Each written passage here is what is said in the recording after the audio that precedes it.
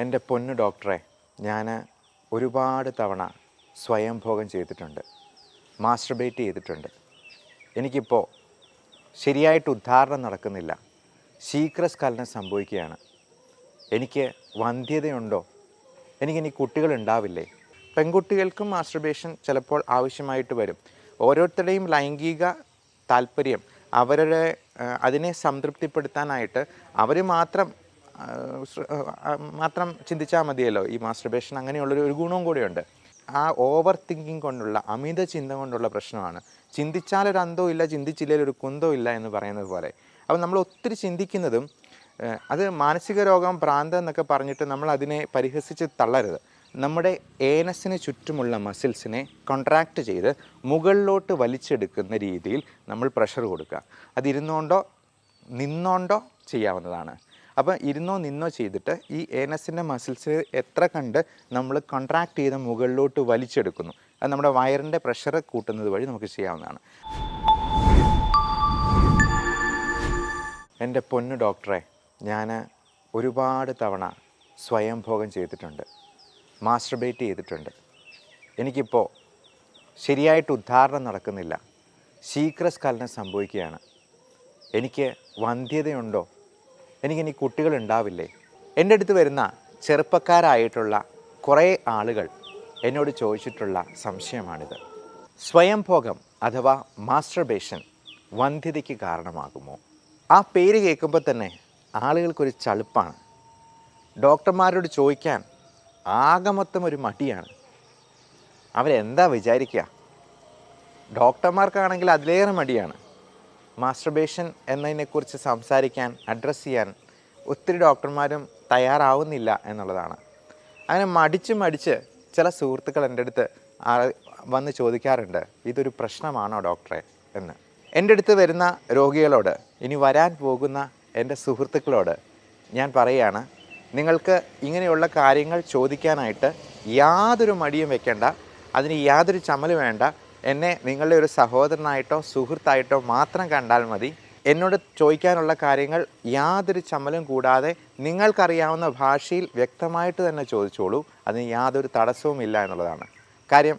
എനിക്കും ഇതിനകത്ത് യാതൊരു ചമ്മലോ മടിയോ വെക്കരുത് എന്ന് സ്വയം നിർബന്ധമുള്ള ആളാണ്. ഒറ്റ വാക്യത്തിൽ ഉത്തരം പറയട്ടെ. സ്വയംഭോഗം എന്ന് പറയുന്നത് എല്ലാ വ്യക്തികൾക്കും ഒരു പ്രായം കഴിയുമ്പോൾ തനിയെ ചെയ്യുന്ന ഒരു പ്രക്രിയ തന്നെയാണ്. ഒരിക്കലും മാസ്റ്റർബേഷൻ കൊണ്ട് നമുക്ക് വന്ധ്യത ഉണ്ടാവില്ല. നമ്മൾ മൃഗങ്ങളെ എടുത്തെന്നാൽ, അല്ലെങ്കിൽ കൊച്ചു കുട്ടികളെ എടുത്തെന്നാൽ പോലും അവരുടെ ലൈംഗിക അവയവം കുഞ്ഞ് ലിംഗമാണെങ്കിലും അവിടെ ഒന്ന് പരിശോധിച്ച് നോക്കുന്നത് കാണാം. ചിലപ്പോൾ അവിടെ എന്തൊക്കെയാണ് പ്രശ്നം, എന്തൊക്കെയാണ് അതിൻ്റെ ഒരു കൗതുകത്തിന് അവൻ എന്തൊക്കെയാണെന്നുള്ളതൊന്ന് നോക്കി ചിലപ്പോൾ അതേ പിടിച്ച് വലിച്ച് ഒക്കെ ഇങ്ങനെ ഓടി നടക്കുന്നതൊക്കെ കാണാറുണ്ട് കൊച്ചു കുട്ടികളുടെ ഇടയിൽ. മൃഗങ്ങളാണെങ്കിൽ പോലും ചിലപ്പോൾ ഇണയെ മാസ്റ്റർബേറ്റ് ചെയ്ത് കൊടുക്കുന്നത്, അല്ലെങ്കിൽ അവിടെ പോയി മണത്ത് നോക്കുകയോ നക്കി നോക്കുകയോ ഒക്കെ ചെയ്യുന്നത് മൃഗങ്ങളിലും കാണാറുണ്ട്. അപ്പം ഇതൊക്കെ പറയാനൊക്കെ നമുക്കൊരു ചളുപ്പുണ്ട്, ഒരു ചമ്മലുണ്ട്. ഞാൻ ആ ചമ്മലൊന്നും ഇല്ലാതെ തുറന്ന് സംസാരിക്കുകയാണ്. അപ്പം മൃഗങ്ങളിലുള്ള ഒരു സ്വാഭാവിക ചോദനയുടെ, പ്രകൃതിയിൽ തന്നെയുള്ള ഒരു സാധാരണ രീതിയുടെ ഒരു പ്രതിഫലനമാണ് നമ്മുടെ ഈ മാസ്റ്റർബേഷൻ. പിന്നെ സ്മാർട്ട് ഫോണൊക്കെ വന്നു കഴിഞ്ഞപ്പോഴത്തേക്കും നമ്മൾ ചിലപ്പോൾ പോൺ ഫിലിംസൊക്കെ കണ്ടുകൊണ്ട് മാസ്റ്റർബേറ്റ് ചെയ്യും, അല്ലെ അതുപോലത്തെ പടങ്ങൾ കണ്ടുകൊണ്ടും നമുക്ക് ഇഷ്ടമുള്ള ഒരാളെ കാണുമ്പോഴത്തേക്കും അയാളെ മനസ്സിൽ ധ്യാനിച്ചുകൊണ്ട് ചിലപ്പോൾ മാസ്റ്റർബേറ്റ് ചെയ്തിരിക്കും. അത് ആൺകുട്ടികളും പെൺകുട്ടികളും മാസ്റ്റർബേറ്റ് ചെയ്യുന്നുണ്ട്. പെൺകുട്ടികൾക്കും മാസ്റ്റർബേഷൻ ചിലപ്പോൾ ആവശ്യമായിട്ട് വരും. ഓരോരുത്തരുടെയും ലൈംഗിക താല്പര്യം അവരുടെ അതിനെ സംതൃപ്തിപ്പെടുത്താനായിട്ട് അവർ മാത്രം ചിന്തിച്ചാൽ മതിയല്ലോ. ഈ മാസ്റ്റർബേഷൻ അങ്ങനെയുള്ളൊരു ഗുണവും കൂടിയുണ്ട്. ഇപ്പോൾ നമ്മുടെ നാട്ടിലൊക്കെ എന്ന് പറഞ്ഞാൽ മറ്റൊരാളുടെ കൂടെ കപട സദാചാരവാദികളുടെ ഒരു ക്യാപിറ്റലാണ് നമ്മുടെ നാട്. അത് നോർത്തിലോട്ട് പോയി കഴിഞ്ഞാൽ കുറച്ചുകൂടെ കൂടും. ഒരു ഭർത്താവും ഭാര്യയും കൂടെ ഒരു പൊതുസ്ഥലത്തുനിന്ന് കെട്ടിപ്പിടിച്ച് ഉമ്മ കൊടുത്തു എന്ന് പറഞ്ഞിട്ട് അവരെ ഉപദ്രവിക്കാൻ പോയിട്ടുള്ള നാട്ടുകാരാണ് നമ്മുടേത്. അപ്പോൾ അങ്ങനെയുള്ളപ്പോൾ പലപ്പോഴും മാസ്റ്റർബേഷൻ കൂടി ഇല്ലെന്നുണ്ടെങ്കിൽ മനുഷ്യർ സെക്ഷലി ഫ്രസ്ട്രേറ്റഡ് ആയി പോവുകയാണ് ചെയ്യുന്നത്. ഇനി അത് എപ്പോഴാണ് അപകടകരമായിട്ടുള്ള രീതിയിലേക്ക് മാറിപ്പോവുക എന്ന് പറയാം. പലപ്പോഴും പല തരത്തിലുള്ള മാനസിക പ്രശ്നങ്ങളുള്ളവർക്കും ഈ സെക്ഷുവലായിട്ടുള്ള ഫീലിങ്സ് അത് പ്രോപ്പറായിട്ടുണ്ടാവുന്നുണ്ടോ, എനിക്ക് എന്തെങ്കിലും പ്രശ്നമുണ്ടോ, എന്തെങ്കിലും കുഴപ്പങ്ങളുണ്ടോ എന്നിങ്ങനെ കൂടുതലായിട്ട് ചിന്തിച്ചുകൊണ്ടിരിക്കും. ഓവർ ആങ്സൈറ്റിയും അതിൻ്റെ കൂടെ ഉണ്ടാകുന്ന ഡിപ്രഷനും ചിലപ്പോൾ കുറച്ച് ബൈപ്പോളാറും ഒക്കെ ഉണ്ടെന്നുണ്ടെങ്കിൽ ഈ ഒരു കാര്യത്തെപ്പറ്റി ഭയങ്കരമായിട്ട് അവർ ചിന്തിക്കും. ഇപ്പോൾ മാനസിക രോഗമുള്ളവർ അവർക്ക് മാനസിക രോഗമുണ്ട് എന്നല്ല അവർ വിചാരിക്കുക. അവർക്ക് പലതരത്തിലുള്ള മറ്റ് ശാരീരിക അസുഖങ്ങളാണ് ഉണ്ടാവുക.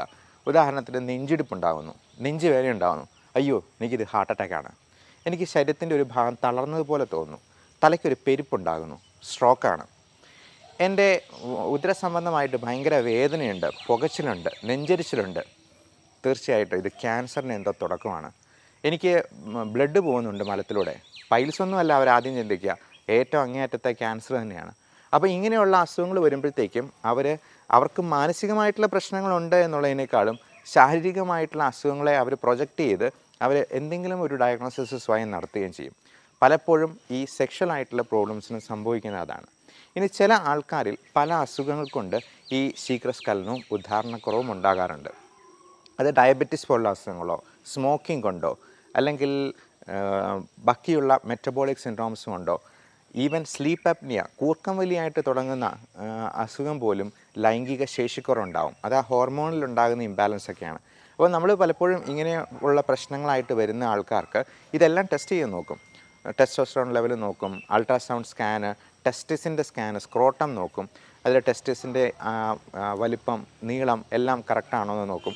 ചിലരൊക്കെ പ്രൊട്രാക്ടറൊക്കെ വെച്ച് അവരുടെ ആംഗിളൊക്കെ അങ്ങോട്ടും ഇങ്ങോട്ടും ചെരിഞ്ഞിരിക്കുന്നു എന്നൊക്കെ പറഞ്ഞു വരാറുണ്ട്. കാര്യം ഇതിനെപ്പറ്റി ഭയങ്കരമായിട്ടുള്ള ഓവർ തിങ്കിങ് അവർ കൊടുക്കുകയാണ്, അവർ തന്നെ ചെയ്യുവാണ്.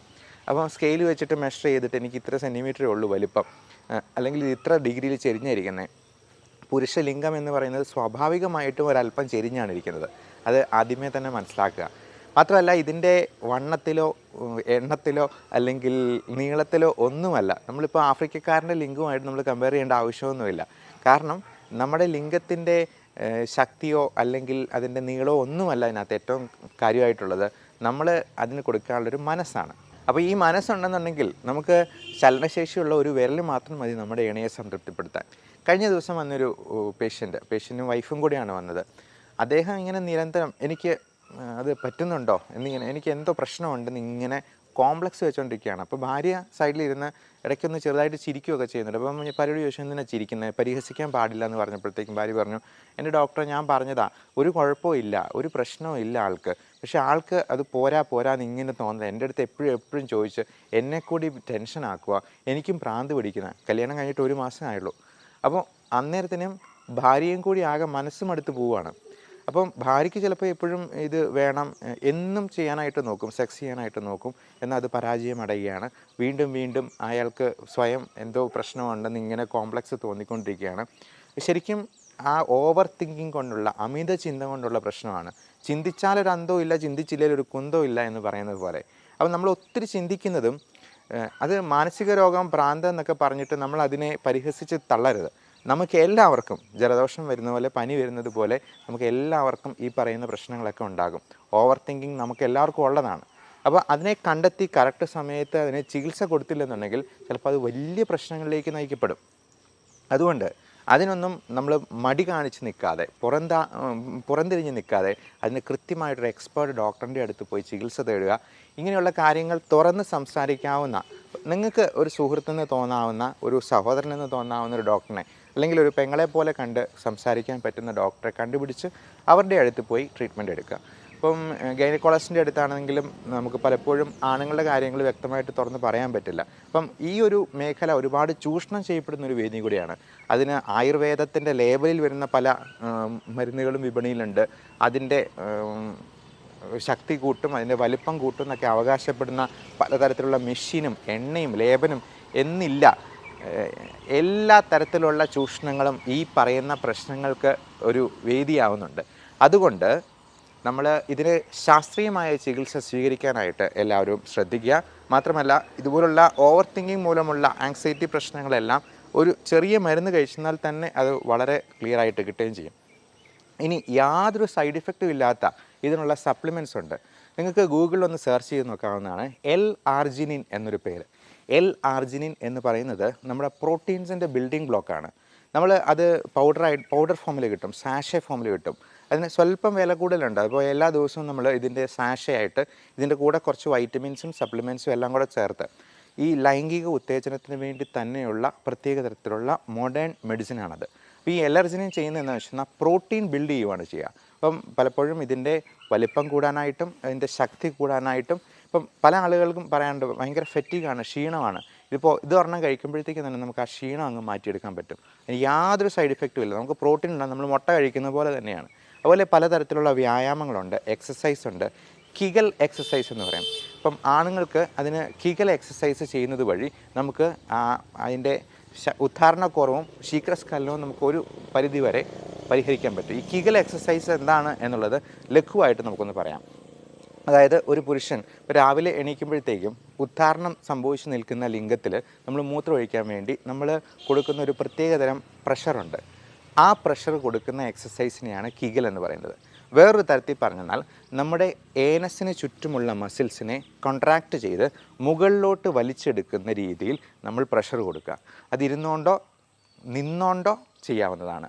അപ്പോൾ ഇരുന്നോ നിന്നോ ചെയ്തിട്ട് ഈ ഏനസിൻ്റെ മസിൽസ് എത്ര കണ്ട് നമ്മൾ കോൺട്രാക്റ്റ് ചെയ്ത് മുകളിലോട്ട് വലിച്ചെടുക്കുന്നു, അത് നമ്മുടെ വയറിൻ്റെ പ്രഷർ കൂട്ടുന്നത് വഴി നമുക്ക് ചെയ്യാവുന്നതാണ്. അപ്പോൾ ഇത്തരത്തിലുള്ള പല രീതിയിലുള്ള മൾട്ടി ഡിസിപ്ലിനറി അപ്രോച്ച് ഇങ്ങനെയുള്ള അസുഖങ്ങൾക്കുണ്ട് എന്ന് മനസ്സിലാക്കുക. ഈ ഒരു പ്രശ്നം അഡ്രസ്സ് ചെയ്യപ്പെടാതെ പോകരുത്. എല്ലാവർക്കും നല്ല സെക്ഷുവൽ ഹെൽത്ത് കൂടി ആശംസിക്കുന്നു. Thank you.